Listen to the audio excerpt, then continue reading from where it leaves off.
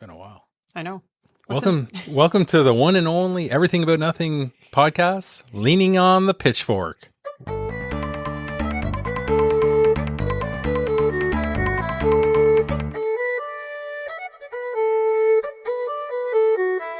I'm Matt. I'm Trace. And this is the podcast that gives you a break from chores. There you go. To shoot the breeze. To shoot the breeze. This is the stuff that I had written down. Huh? Feels like it's been forever. Well, let's see. It's been a long time. We did our first one on Wednesday, October 16th last year. October 16th, 2024. Now we're October 1st, 2025. Amazing. I know. Time flies when you're having fun. And our last one was in June 20th. June 20th, and I believe we did 11 podcasts. Yeah. Mm-hmm. Here we go. So we had to take a little break. Yeah. And we had to take a few breaks. More than a few. I had a break. You had a break. I broke my rib. And, yes. And a few other things. Sometimes life just catches up. It's hard to... That's right. Yeah, but that's okay. Health issues for some of us. And now this is our time to lean on the pitchfork. There we go. Right? There we go. So it's good. I'm looking forward to this. I've been looking forward to doing this. The summer's a write-off. The summer was actually a really good summer. We're just busy, like between traveling and just summer stuff, right? It's hard to keep up. I don't know what you were up. Actually, I don't even really know what you were up to in the summer. It's funny. We work together. Hey, well, because we don't ask, because we know it both annoys each other. Yeah, exactly. That's right. That whole... Yeah. We were, well, of course, haying. Like haying's it's a big thing. And the weather was certainly a... Anyways. So, speaking of which, how did that affect you? Ottawa, Ontario, Canada, very dry. Yeah. Drought almost, right? Yeah. I think it rained. I went traveling for a little bit. I think it rained a little bit during that time, at the end of July? So the beginning of the season, like the beginning of the summer, we actually had a lot of rain. Yeah. We actually ended up doing a lot of high moisture bales. Those are the ones, that look like the marshmallows in the field. Yeah. I love because those we ones. couldn't get them dried down enough.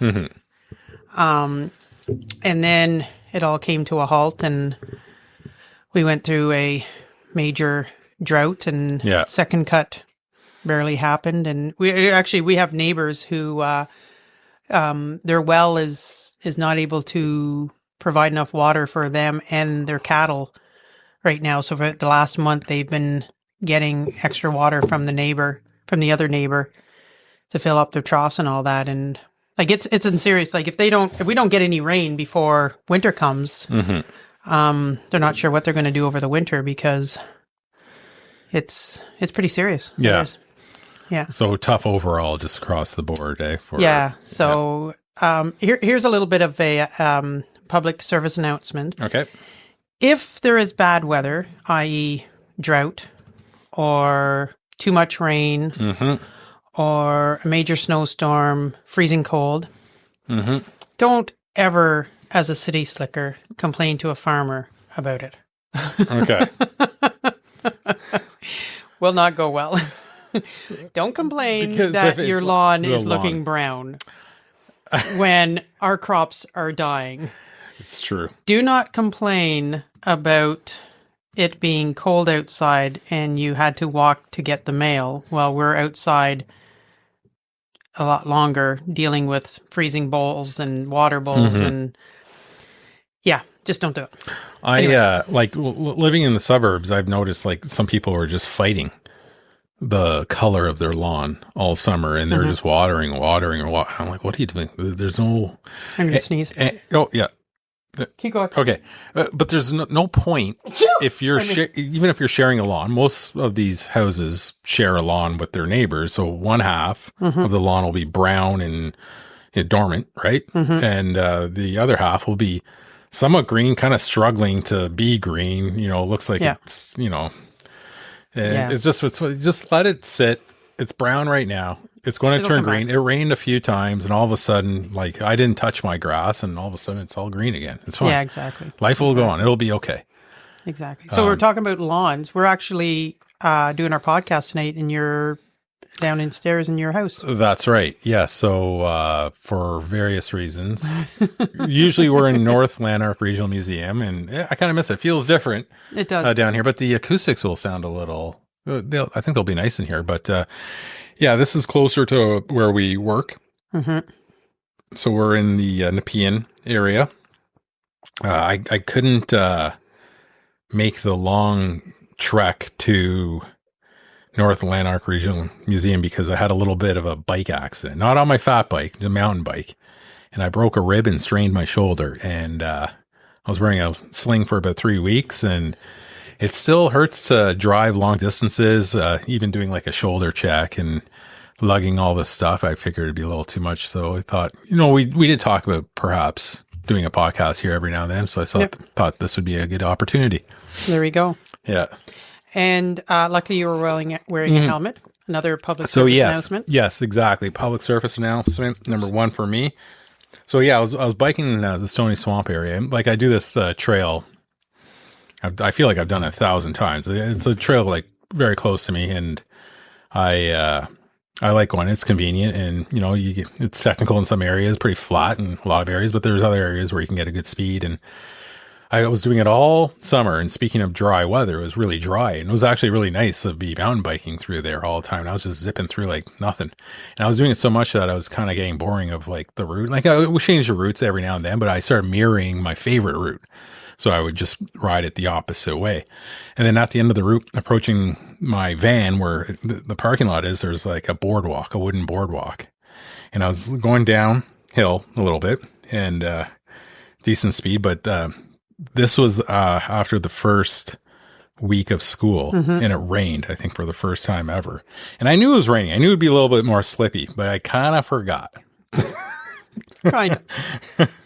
I kind of forgot how slippery this boardwalk gets when there's a bit of rain. And it's been dry all summer, right? And anyway, and I was just having fun. I was excited, right? And sure enough, it's like almost like, like you ever go on a dock, it's almost like this like thin layer of like slime. Skin. Yeah, like slime, but it's like a skin, like it's gross. And yeah, like it just, I think I don't even really remember, but I know for a fact that I slid on it, and my bike was fine. It just jolted. It went from like just kind of shot out from underneath me, and I landed on my shoulder, rib, hip, and head. And I cracked my helmet in half. So the helmet did its job. Thank God. But my bell was wrong for sure. Was wrong? Yeah. But I was able to get up and recuperate or whatever. But once I looked at the helmet, it was split in half. Like if I wasn't wearing that, I probably wouldn't be here right now. Seriously. You probably would talking about this. At least have serious head injury. Absolutely. So wear your helmet, especially like in like those, like that type of biking, but anywhere, because these things can happen anywhere, right? And the other thing with the helmet is you should replace it every 5 years. So I hear. Oh, okay. A lot of that is due to just wear and tear, obviously. Like you're not falling on it all the time, but like even like you're sweating in the helmet, all that sweat absorbs, it breaks down, the UV rays, all these other factors, right? So they say every 5 years, replace your helmet, because once I was inspecting my helmet after, which was a little older than 5 years, like probably like 8, 9 years old, like it was pretty crumbly, like, like in certain spots. Inside. Yeah. So we were just, near the end of the school day, we were just talking to a student who bikes to school, and we were saying to him, like, wear your helmet, because he goes slow and everything that, but if a car hits you, it's not going slow, right? Yeah, like just wear a helmet. Yeah, no, it's easy. I know, like it doesn't, like it takes away the cool factor, but it doesn't. A brain injury isn't cool, right? No. So it doesn't matter. Just put the helmet on. You'll get used to it. It's like putting on a seatbelt. It'll just turn into a muscle reflex, right? It's like, oh, I forgot it, whatever. No, but if you have it right by your bike all the time, you put it on, it's like nothing, right? Yep. Like, and wear it to a point where it feels weird. Like for me, if I go on my bike without a helmet, sometimes I'll just do like a little loop, or I used to, just in front of, like, to just test out, to just see whatever. And it just feels weird. But like, as a teenager in the 90s, I didn't wear a helmet at all, right? Until I had my first big fall in the 90s. 70s, I didn't. yeah. 80s, definitely not. I was a little kid. But the one thing that I'm noticing with a lot of the youth, especially around here, like in the suburbs, is not only are they not wearing a helmet, but they're on their phone and on the bike at the same time. So they are 100% distracted, and they're not going at a fast pace, right? But they're on the bike. They're going slow. So when you're going slow, you tend to weave and wobble. So you're doing a wobble. So that actually makes it a little bit more intimidating for a driver to go by, right? Like you're not too sure and then you look at the kid, and some adults do it as well too. And they have one hand on their handlebar and the other hand scrolling away or doing whatever the hell they're doing on their device. Yeah. Wear a helmet and don't look at your phone while you're bicycling. Yeah, exactly. Yeah. You know what? Sometimes I put like one AirPod on and then I could call somebody and I will bike and talk to somebody. I like doing that.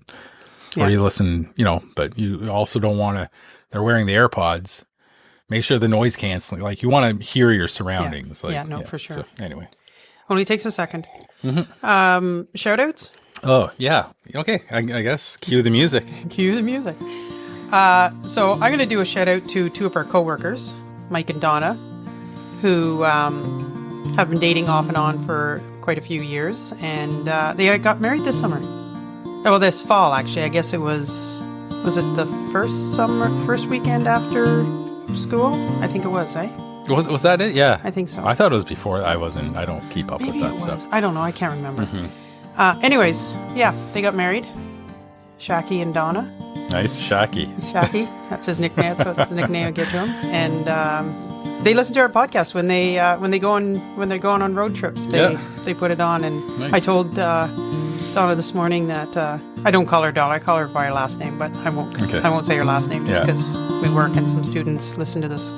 But so she was all excited, and she said her and Mike were just talking about when our next podcast and that was going to be. So shout out to them. Happy for them. Yeah. Congrats. Yeah. I didn't write any shout outs. I know. Well, we're not prepared for tonight. That's okay. Usually I would shout out to the North Lanark Regional Museum, which I'll still give them a shout out. And every single episode that we've had in the past has been there. It's our first one. So shout out to them for providing their space. Well, I know a couple of weekends ago we had our apple pie thing, and it was a huge turnout. Okay. Massive. Like, it was a good turnout. Lots of vintage cars and all that. The current exhibit is the Almont District High School. Yeah, the high school is celebrating. So from 1875 to 2025, celebrating our journey, the Almont DHS 150. Oh, wow. A lot of history there. October 16th is a paranormal. So we're going to be having a paranormal night at the museum again. And we're going to be setting up our speaker series again. They have a Facebook page, which, you know, they do.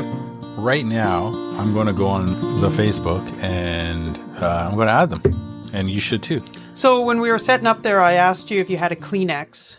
Because I don't, I'm sneezing a lot and I don't really have a runny nose. But you know when just the lining of your nose gets moist? You know what I mean? It's not like it's really dripping. That's what I'm getting right now. I have like a moist nose, if that makes sense. Is it like the allergies? No, I don't think so. I think I'm probably... Is it the house? No. I've had this now for a couple of days. So like it's not like since you've come in here. As I blow my nose. But did you notice what I did with my Kleenex? Oops, when I was done, I tucked it into my sleeve, which is... Do people still do that? I do that. I got this from my gram. You tuck it into your sleeve. It must have been you that showed me that, right? It looks familiar. It's great. It's wonderful. You always have a Kleenex. And then when it gets too gooey and wet, you just throw it out and get another one. I put mine in that little watch pocket in my jeans when I'm wearing jeans. Yeah. There's always a little pocket of some of the pants. I'll usually do that. Yeah. Yeah. That's pretty much Anyways, it. That's what I do with... nice. Yeah. So cell phones. We were talking about cell phones. And I got thinking the other night when I went to look up a contact. Do you regularly go through your contacts and clean them up? No. I had a contact. I saw a contact that told me it was like his birthday or something. I haven't seen him for about 30 years. So, so I don't either. Yeah. I don't either. If I by chance, like, no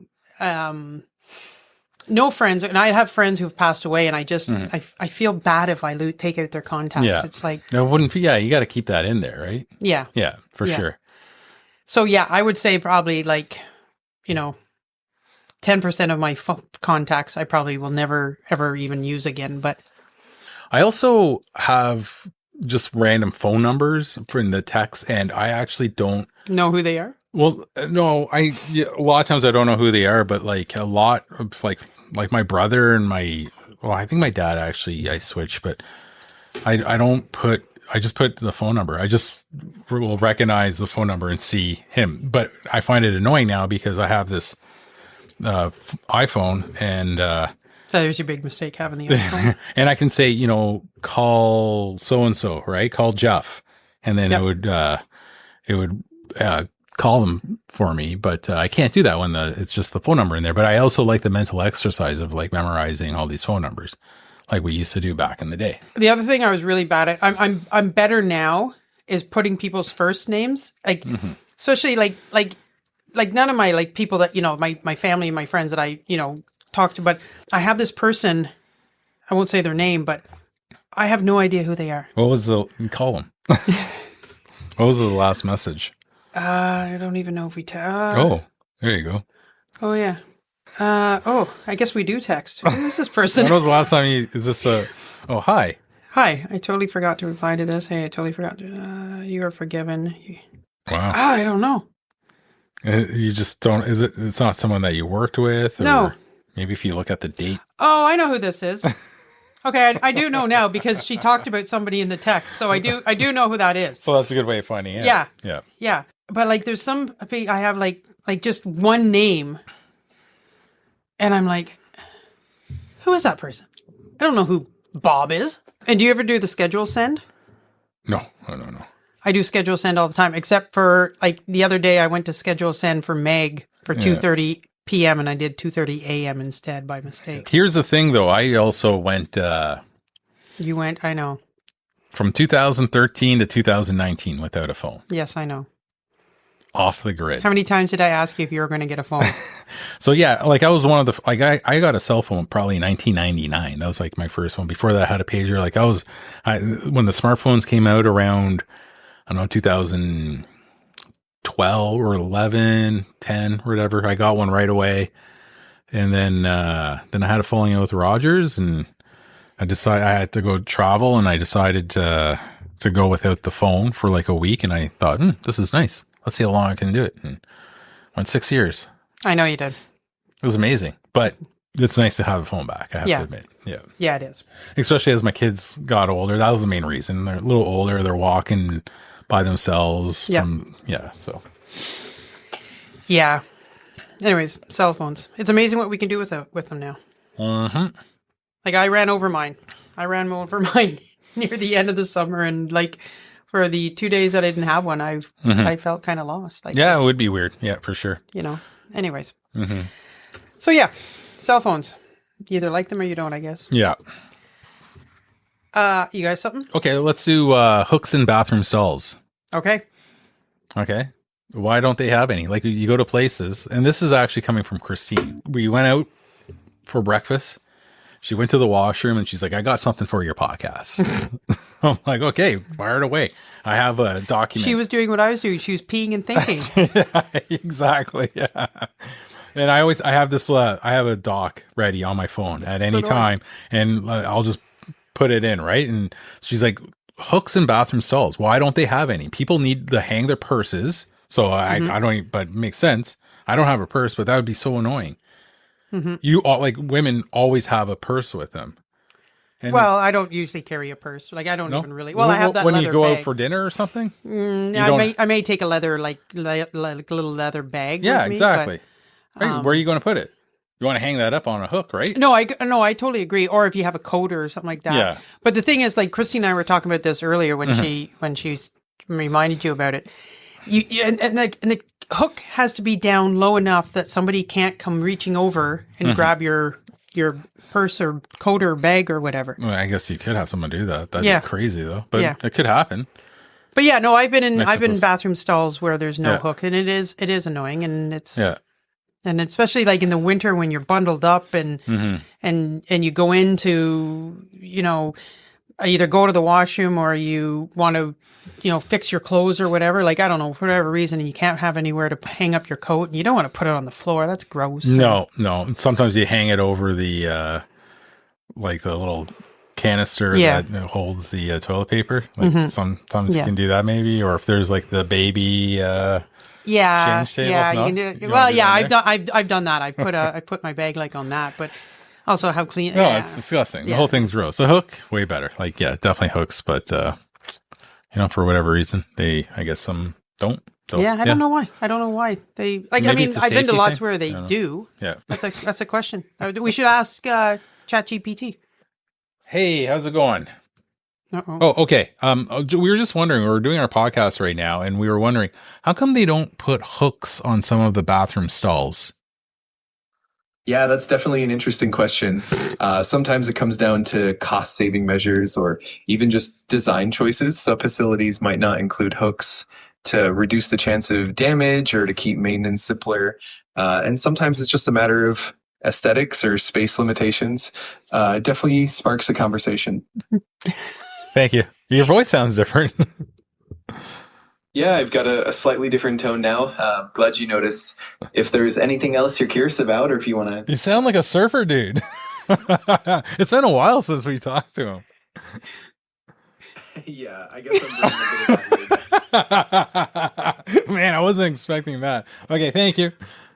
Oh, that's so funny. I got another question for him. Oh, okay. Let me put it back. Well, just wait.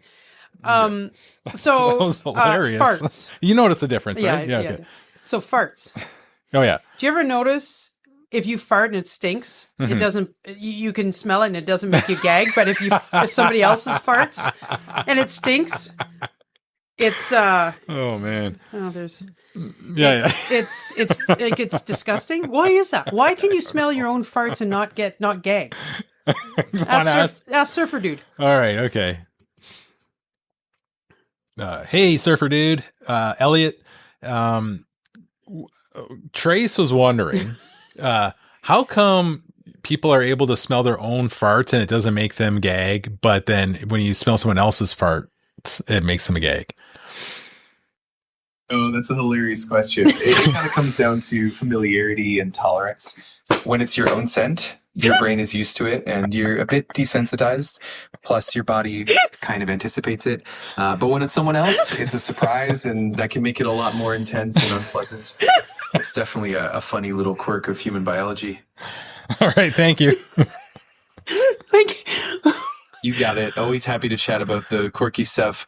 If you got any more questions or just want to riff on something fun, I'm here for it. Awesome. He sounds like he's out of breath, kind of. Like, I know. What program? Like, who comes up with this idea to do this program that they can make some dude, he sounds completely different. Computer dude answer about he's matured. farts. It's like AI. He's matured. Yeah, like it's different. But it's true. It is true. Like. And I don't care who you are. I don't care who you are. You let off a fart and it stinks, and you go, "Oh yeah, that stinks. That's a good one." Right? Like you're kind of like it's kind of like you're proud of it, right? You know, like oh, I wish somebody was here to share that with me. It is quirky, yeah. Well, yeah. I don't know. Yeah, come on, man. And that's why, like, what is it? Whoever smelt it dealt it. Yeah. So they're pretending that they don't like it when secretly they love it. I guess. Yeah. Yeah. Oh, who farted? And meanwhile, you're thinking like, oh, that's a that's a doozy one. That's good. Anyways, because, Ooh, that was a good one. I've smelled some pretty rancid farts that have not been mine. And like, literally, you can taste them in your mouth. Or gives you a headache sometimes. Yeah. That's happened to me. Yeah. And why are silent farts so stinky? I don't know. Let's find out about this. I'm curious about farts. Gotta open... Because you can let like a big rip go, and it can. Hey, still on the topic of flatulence, how come the silent ones smell a lot more? Oh, absolutely. That's another interesting little quirk. So the silent ones often have a higher concentration of certain sulfur-containing compounds, which are what cause that stronger odor. Even though they don't have as much turbulence to carry the smell away, those compounds are just more concentrated and potent, so they really hit the nose more intensely. Turbulence. I love the turbulence. That's great. Yeah, it definitely adds a bit of flair to the whole discussion. Oh, that is so funny. That is okay. There, I just wanted to know, but I just... that was some good points and questions. And absolutely. There you go. You've learned, everybody has learned a little bit more about farts. Yeah. But like, like something else, like, kind of getting gross, but like if you, let's just say vomit. Yeah. Like that smells disgusting. Oh, yeah. It's awful. Yeah. No matter what, right? So. Yeah. Yeah, no, for sure. Yeah. And there's nothing worse than when you have that feeling of vomit in your throat, but you can't vomit. Like it's... Oh, yeah. Yeah. Yeah. Yeah. Just, oof. Yeah, no, it's gross. Vomiting's disgusting. Yes, it is. And like, I can handle blood. I can handle... I can handle a lot of stuff. Somebody starts vomiting, and I vomiting I'm not too bad with, but if somebody like anything to do with snot, and I'm like, oh yeah, I'm out for the count. I've seen you sort of gag with that. Yeah, for sure. It's just gross. Yeah. It's just gross. And sometimes, and sometimes people can vomit. Like I'll be around somebody who's vomiting, and it doesn't bother me. And other times they're vomiting. I'm like, are you okay?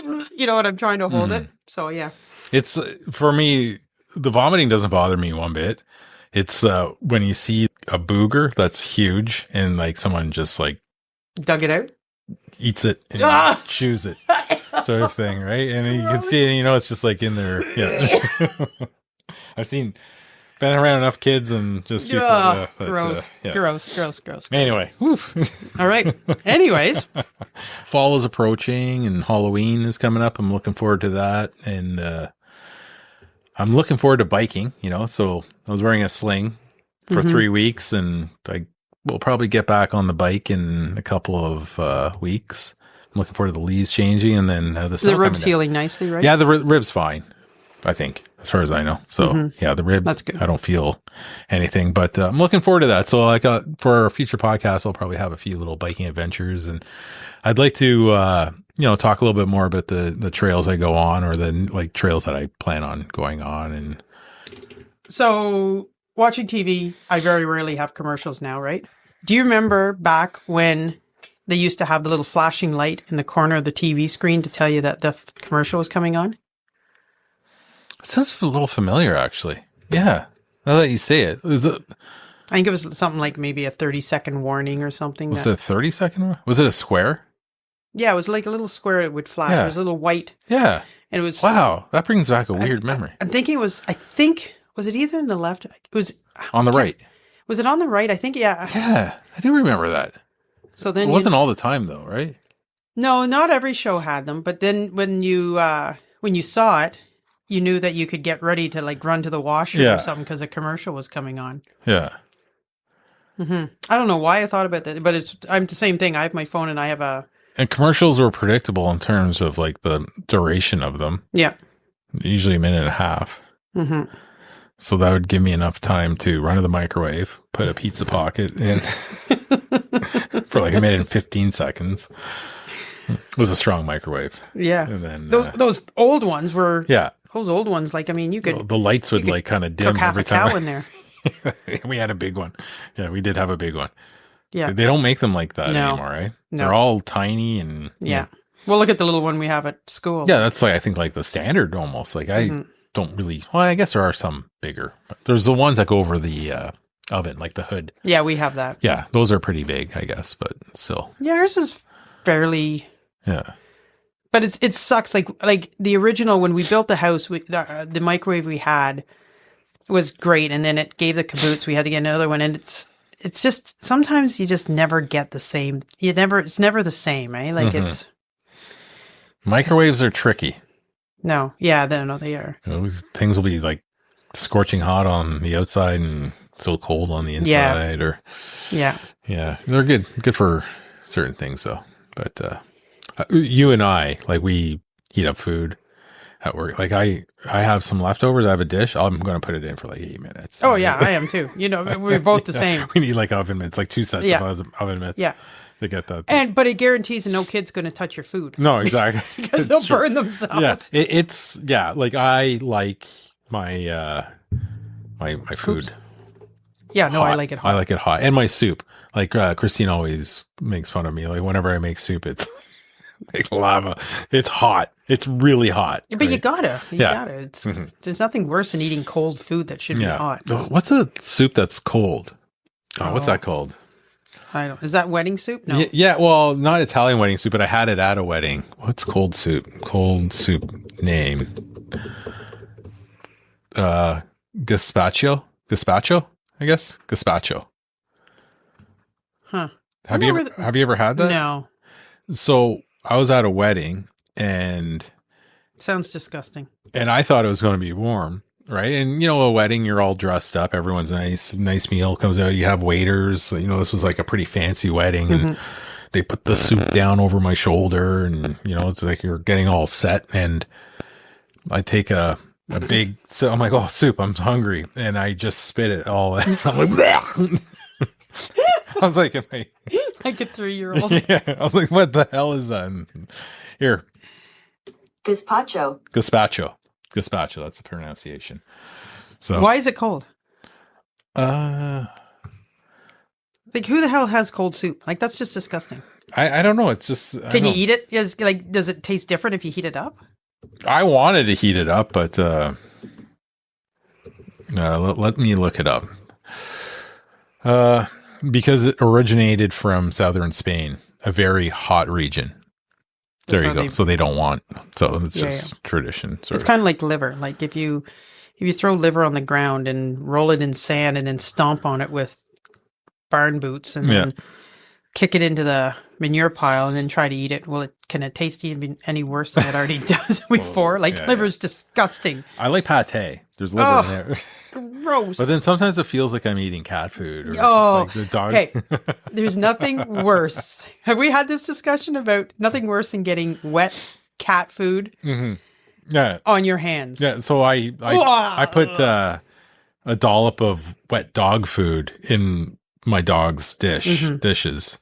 And there's like that little layer of like jelly. Yeah. Right. And sometimes it'll like squirt up a little bit because I have like the spoon and it'll just like land on my hand or something. It's so gross. Like, and it smells so bad. And, I know. And so I'm the only, like, I hate it so much that I only use a certain knife or spoon that I don't use at all. And I thought everyone else was doing the same thing when they would make, yeah, no, it is. There's nothing worse. Prepare the dog food, and like the fact that like I'm eating with a spoon that once touched this dog food, like, is revolting to me.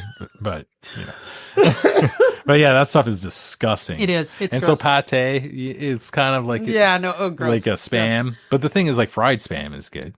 Ugh. I used to like it. I mean, it's been like 35 years since I've had it, but I can't stand. Or Click. That was the Canadian version. Click. Yes, I remember that. I can't stand. And this is funny being a farmer. I can't stand the feel of dirt on my hands. Yeah. I don't care about I don't care if I'm dirty. Like, that doesn't, like, I'll be down in the barn and deliver a calf and wipe my hands off and eat a piece of toast and it doesn't fizz me at all. But the feel of like dirt on my hands or my feet. So if I'm like, because you know me, I wear sandals like pretty well 365 days of the year. This summer, I really struggled because it was so dry. The dirt, like the dust was. Oh yeah. And like dirt on my hands. I can't stand the feel of it. And cat food, wet. We don't, our dog, we don't give dog or wet dog food, but it's the same thing. Wet dog food I couldn't handle either. But like I'll go to feed Oreo and like I go to take the lid off and like it's cat, or you get a clump of it on your finger. Oh, it's disgusting. It's just gross. It feels gross. It's just gross. It's gross. Yeah. Right before the holidays, I'll bring in some pate. Yeah. And crackers. We'll try. No, it is good though. Pate is good. What is even pate? I think it's like a liver. Yeah, it's liver, and then there's something else though, isn't there? No. Yeah, we should. Matthew. A French dish originating from the word paste. So it is like a paste, right? Made from ground and seasoned meats, vegetables, or seafood as baked. So I guess it all depends on the type you get, right? Is pate always liver? Not all pate is made from liver. So there you go. I have a feeling ours is we always get. Yeah, I'll pass on that. Thanks. Liver is just disgusting. It's just gross. It's just gross. Well, yeah, it feels like it's something that we shouldn't eat, right? But apparently it has benefits. Iron. Yeah. I guess.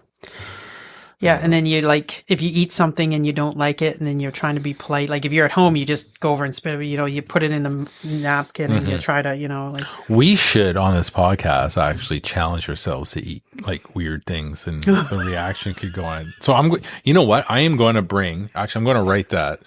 You're going to bring pate. On here. Bring pate for podcast testing. Here, I'm going to not write out. Well, that's like Meg had those fruit things, and I took you weren't there in the back office when I took one and tried it, and I for which one? Those. Oh yes, yeah. Like fruit leather. Leather. Yeah. Oh, it was disgusting. Is that what they call it? Fruit leather? Eh? I think so. I don't know. It was gross. Anyways, it was disgusting. It was absolutely like the texture of it was disgusting, and it didn't taste the greatest either. But the texture was just gross. Mm-hmm. Yeah. No. There we go. Talking about Kleenexes, the other thing I meant to ask you is, I think we've talked about blowing noses before, but are you the put the finger in the Kleenex and then put it in your nose, or are you scrunch it up and make like a little roll and then get in there and get digging? I always roll it. Yeah. Yeah. Every single time. I kind of do both. I guess kind of all depends, but yeah, a good roll is always good. Yeah. That's for sure. Kleenex. So everyone calls it Kleenex. Yeah. Not tissue paper. And it's actually it's Kleenex is the brand. Yeah. You know how it came about? But in movies or whatever, like they never say Kleenex, which is so funny. It's like, give me a tissue. And it just sounds weird to me. Yeah. Do you know how tissues came about? No. So during World War I, they used they made these tissues to put into gas masks as a filter. Yeah. And then World War I ended, and they had this surplus. So they then turned them into tissues to take off cold creams on your face and everything. And then people started using them to, for hay fever and colds and everything. And then that's how this became handy. Yeah. Yeah, but they were originally used for filters and gas masks in World War I. Yeah, makes sense. That's pretty cool. I like that. There you go. I read an article that caught my attention. And actually, I didn't even read it. It was the headline. But I was wondering if this was on Apple News. Cow manure just killed 6 workers on a dairy farm.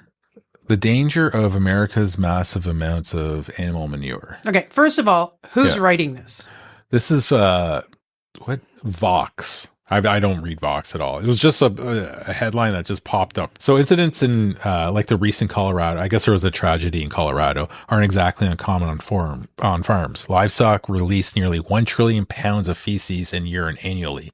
It's typically stored in huge manure pits that resemble ponds. Sometimes workers or farm family members fall into the manure pit, and others jump in to save them, creating a deadly and horrifying chain reaction.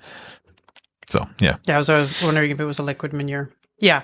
No, that certainly can happen. It happened not too long ago in our area. Yeah. So that is it is a thing, right? Yeah. Yeah. Yeah. And it's also the barn silos too that farmers will go up into the barn silo and I've heard of that for sure. Check the combustion levels and everything like that, and they fall into the and there's no saving them. I know. I've heard some. Yeah. So earlier this year, a man in a New York dairy died after trying to retrieve a tool that fell into a manure tanker. His colleague attempted to rescue him and also died. Yeah. So that seems to be too bad. Yeah. Because it's like liquid,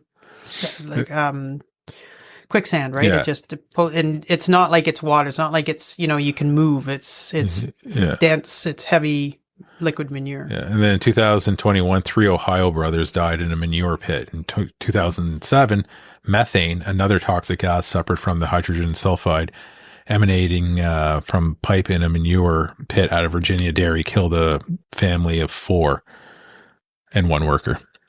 So just from the methane, I guess. I guess so. Yeah, that'd be horrible. I guess. But, just another reason to blame my cows for Oh, no, I'm not. No, I know you're not. I know. That's why I was asking you who wrote this, because like it's so. One of the guest speakers one of our guests I'd love to get in on is Sheila. She worked for the safety aspects of agriculture for years, and she's right up on, like, don't mess with my cows. Yeah, that'd be good. And she'd be a hoot to have on. Like, she really would. She'd be fun. We should do it. Yeah, I'm always up for a good. There's more of this article. You know what? Like, I'll go through it and then maybe we'll talk more. I like the farm talk, right? And she'd be good to have on. It's always good for a good guest. I'm trying to convince our friend who is a artificial breeder, works for East Gen and breeds cattle. I'm trying to convince him to get on and talk about his job, but nice. I don't know if I'm going to be able to convince him or not. But I keep working on it. Yeah. Well, we'll try. Yeah. All right. So you went and saw a movie. Yes. Do you ever wonder why in movies and in TV shows you have police looking for somebody? Okay, so here's the thing. They're in a park, right? Okay, so there's detectives or whatever are in a park and they're looking for somebody who's known to frequent this park, okay? Yeah. And they're walking around and and they're trying to find the person, and it's crowded, and they see them, across the park. And instead of just casually just keep walking, why in movies and police shows and do they yell the guy's or the girl's name out when they're 60 miles away and then there's the chase? Like, that drives me crazy. Because then, like, what fun would that be if there's no chase? You got to show the chase. Yeah, but come on, come on, like every time. Well, it depends on the type of movie you're watching. If it's just like a popcorn flick, like action movie, you just want chases and cops and robbers and stuff. Yeah, it's annoying. It's annoying. It drives me crazy when I see it on a TV show or in a movie. It's like, don't do it. Don't do it. It's like, hey, over here. Are you Dave? Yeah. Dave. Yeah. Yeah. And then they run and then they look at they go through like some backyards, hop over some fences, cross the highway, and they always run through some house. Oh yeah. And the laundry. Don't forget the laundry hanging on the clothesline. Oh yeah, you got to go through that. Yeah, for sure. And then they run into the dog that's chained up. Dog. Yeah. And then they climb the fence and a piece of their shirt gets caught. And, No, it has been on a million times, that's for sure. There's the thing, I go, this again. No, it's true. It's a good point. Yeah. It's like they always have a parking spot in front of the store or the building or whatever. I think we talked about that one too. I'm pretty sure we have. Oh, in movies? Yeah. So if they're going to a place, and they're parking, there's always an empty spot. There's always a spot. Yeah. Yeah. And you don't really see, like, unless it's about traffic or like a parking lot. Like, you don't see parking lot. Most movies, everything's always like in a small town. Even if it's like in a big city, it feels like it's like the small town feel. It doesn't ever have that like big parking lot, gross cars everywhere. No, yeah.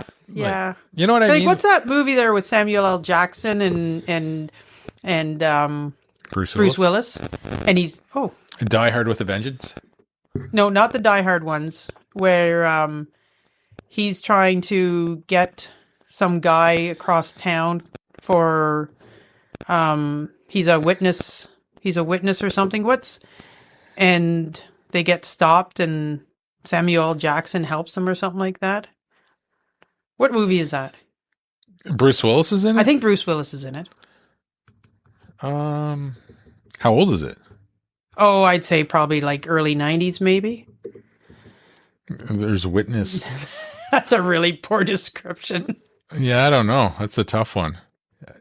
He's in a lot of movies, too. Samuel L. Jackson is at least he was a couple of years ago, the biggest grossing movie star, because he's in so many movies. Well, he was in like the Star Wars prequels. It made a ton of money. Actually, you know who else? The guy, I forget his name, John Ratzenberger. Oh, that name. He's Cliff from Cheers. Oh, yeah. He has a small role in the first Star Wars movie.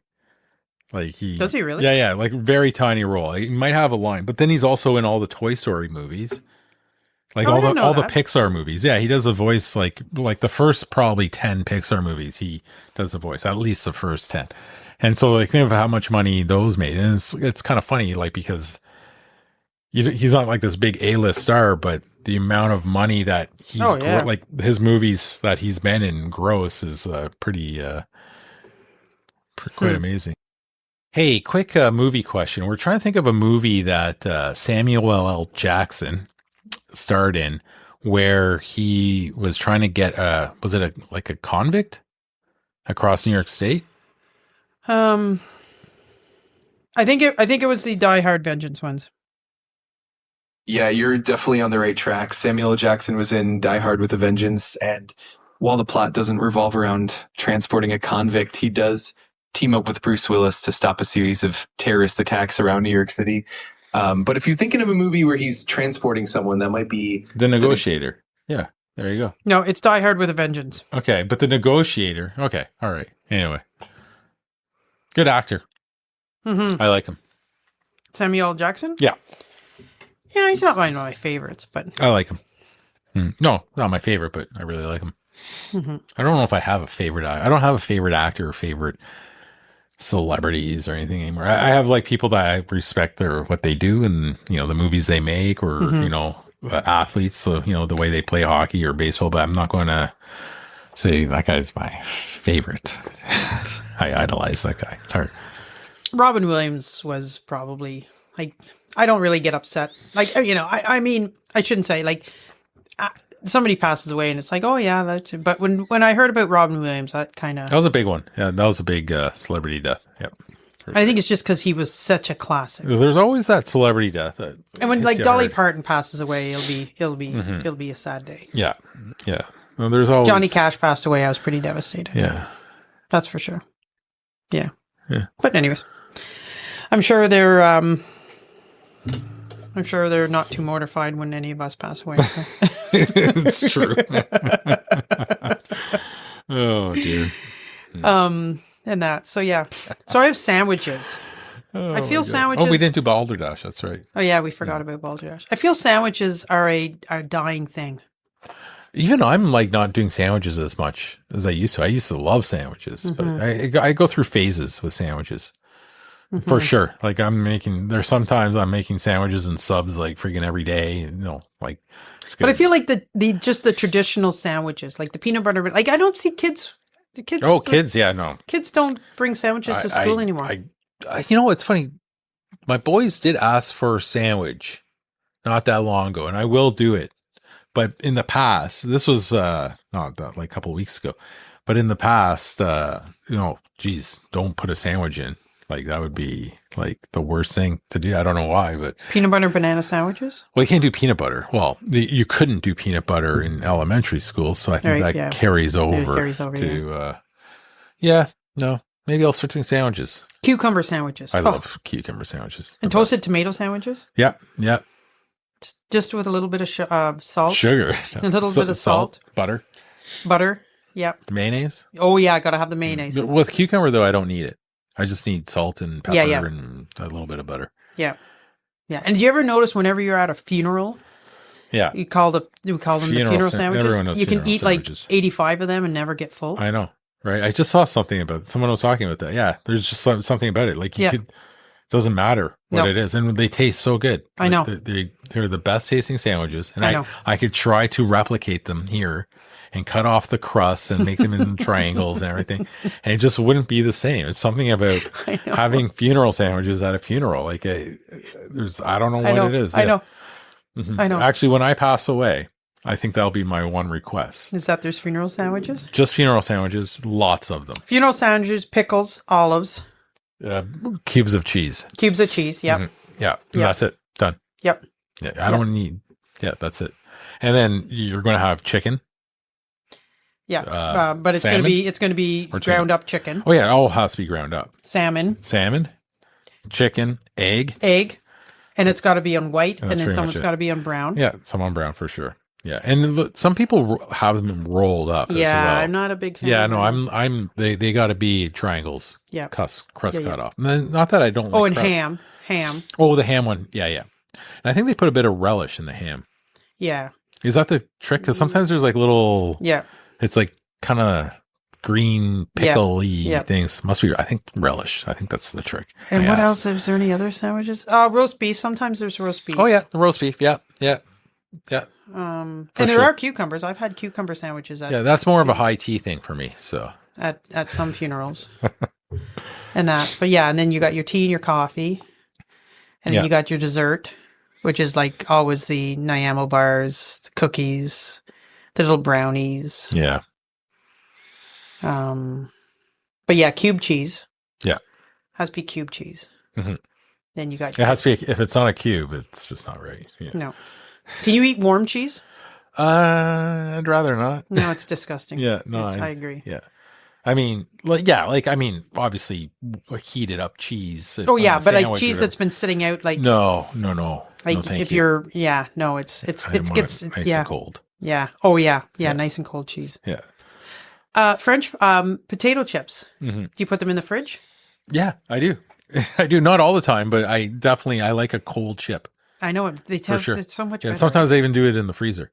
Mm-hmm. Not for a long time, but like at work, if I have a bag of chips and I open it up and I'll roll it up and I'll throw it in the freezer and it'll be nice. I don't know. Just have it's hard to explain. Yeah. Yeah, there is. Yeah. If you haven't done it, try it. I wouldn't do in the freezer overnight or anything. But no. But the fridge for sure. So there's something going on with your cord. Yeah. I don't know what's happening there, but bag of chips in the fridge for an hour or so. And it's good.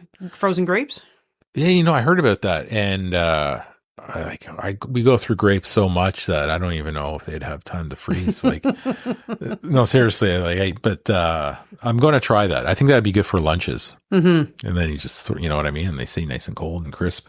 Yeah. So no, but we get good grapes. I'm picky with my grapes, and I always have a thing of grapes on the counter. Nice. And I will rinse them off. And I just put them in a bowl, and then I'll just every time I go in the kitchen, I grab a few. We know all about food safety now, don't we? Matt and I are starting up a breakfast program at our school, and we had to do a whole bunch of training and take all these module courses. And anyways, we're going to be able to run our own restaurant. I know. By the time we're done with this is. It's funny you say that because. We were up at my in-laws' cottage on the weekend, and we went to Barry's Bay, and we were coming down this side street, and we came to the back of a certain restaurant, and it looked really gross. And I always say, if you want to know what a restaurant's really like, always go look at the back of it. It's outside. Have a good smell, sniff. Smell that dirty oil and grease. Yeah. I always look in the washroom as well. Like if I go into a restaurant or some takeout place and I'm not too sure, if you go in the washroom, you can tell what it's like. Mm-hmm. Sometimes they have the best food though. I know. This place, we've ate at this place and it's really good, but the back was not. And there's nothing worse than going by a restaurant and seeing a bunch of the, I don't want to say greasy workers sitting in the back on milk cartons having a smoke. It's like, oh, please don't do that because I really like your restaurant. But now I don't know if I can eat there again. You can smell like the cigarettes. In your food, maybe. Yeah. Yeah. What time are we at? We're at an hour, pretty much. Oh, wow. Yeah. Well, there we go. That's good. Yeah. Are we good? I think we're good. Yeah. Well, this is good. We'll get kick started. I don't even know if this is a new season. It's just, continue with continuous. The new school year, and we'll have more stories and get the ball rolling again. Our commercial breaks are just a little longer. This has been great. I've been looking forward to this for a while. I'm looking forward to just getting back and the ball rolling and the routine of doing this. So thank you for listening, everyone. Yeah, thank you. Thanks for coming over, Trace. It's great. And don't forget, you see a green flashing light, always pull off because it's a firefighter going to a call. Well said. In the rural areas. And put your grocery carts away. And wear your bicycle helmet. That's a good one. All right. Cheers, everyone. Cheers.